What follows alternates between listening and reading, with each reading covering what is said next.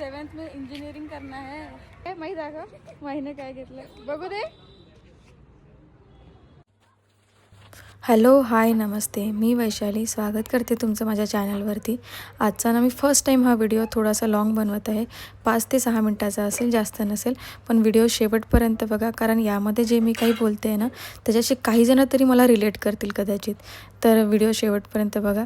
तर माझा first time हा एवढा इंट्रोडक्टरी म्हणता येईल असा व्हिडिओ आहे, कारण मी याआधी भरपूर दिवसापासून व्हिडिओज टाकत आहे आणि मला तुम्हा लोकांचे भरपूर चांगले व्ह्यूज येत आहेत.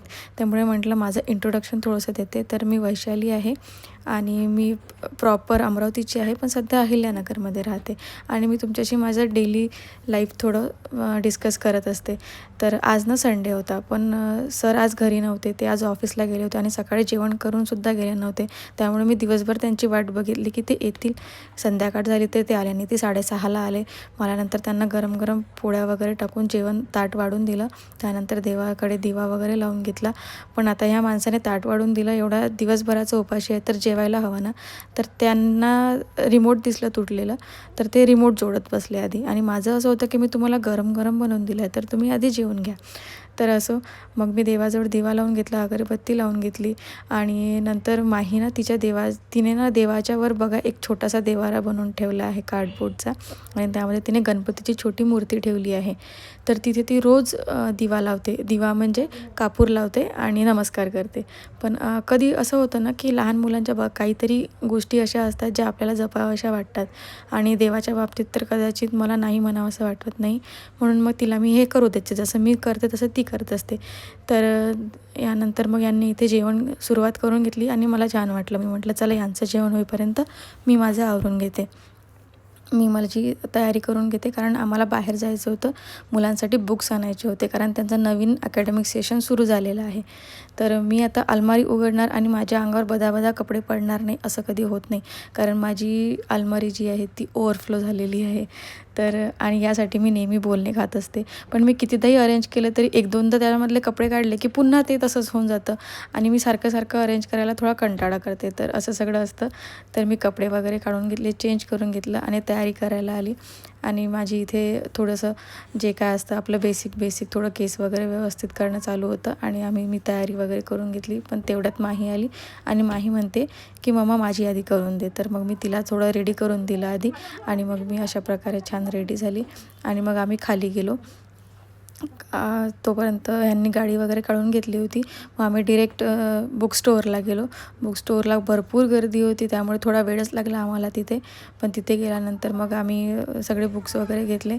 तर तुम्ही बघून घ्या की बुक्स किती आहे त्या मुलांचे. तर एक ना ही माहीची किट आहे आणि एक आरवची किट आहे. तर एवढ्या आणि ही आरवची जी किट होती त्यावर वेटसुद्धा लिहिलं होतं की 15 पॉईंट समथिंग kg होतं. तर एवढी वेटेड किट होती ती आणि तो घेऊन चालला होता. माहीकडे काय आहे माहीत आहे का माहीने काय घेतलं बघू दे. आणि इथे हिचं काहीतरी आरवशी बिनसलं होतं, म्हणून हिचं मूड ऑफ होतं. कहाँ चले साहब, पुस्तकें लेके चले घर को. इसमें क्या है, पुस्तकें इंजीनियरिंग का सामान. 7th में इंजिनिअरिंग करना है. त्यानंतर इथे जवळच एक वॉकिंग डिस्टन्सवर चौपाटी होती. तर आम्ही तिथे चालतच गेलो आणि थोडंसं पेटपूजा केली आणि बऱ्याच दिवसानंतर बाहेर निघालो होतो. तर म्हटलं थोडंसं बाहेरचं खाऊन घेऊया. आरवचे मोमोज नाही आले अजून, म्हणून आरव टेन्शनमध्ये आहे. येतील की नाही. आणि इकडे माहीचं सुरू पण झालं आहे.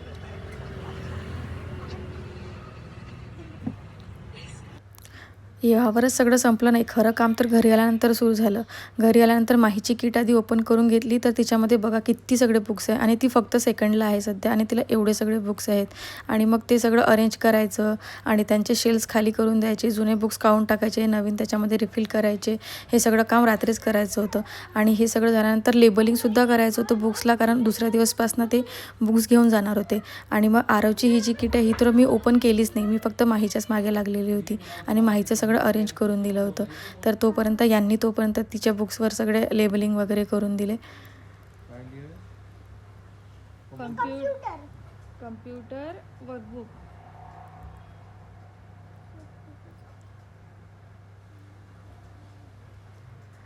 आणि हो, मला जे सांगायचं होतं ते हे की बघा, ही ना यांची आर्टची किट आहे आणि यामध्ये हे ब्रशेस पाऊच आहे, ही आर्ट बॅग आहे आणि आर्टशी रिलेटेड याच्यामध्ये सगळं सामान आहे, बुक्स वगैरे, क्रेयॉन वगैरे ते सगळं. तर ही ना सेम किट यांना लास्ट इयर पण मिळाली होती. ही जी आहे ही लास्ट इयरची किट आहे. तर यामध्ये सगळं लास्ट इयरचं भरलेलं आहे आणि यामधलं काहीच कमी झालेलं नाही, थोडेफार क्रेयॉन तुटले आहेत. तर माझं असं म्हणणं होतं की यावर्षी पण त्यांनी किट दिली, तर मी अशा किटमध्ये ज्या बॅग्स येतात त्या किती जमा करू. तर अशा ह्या भरपूर सगळ्या जमा होत होत्या.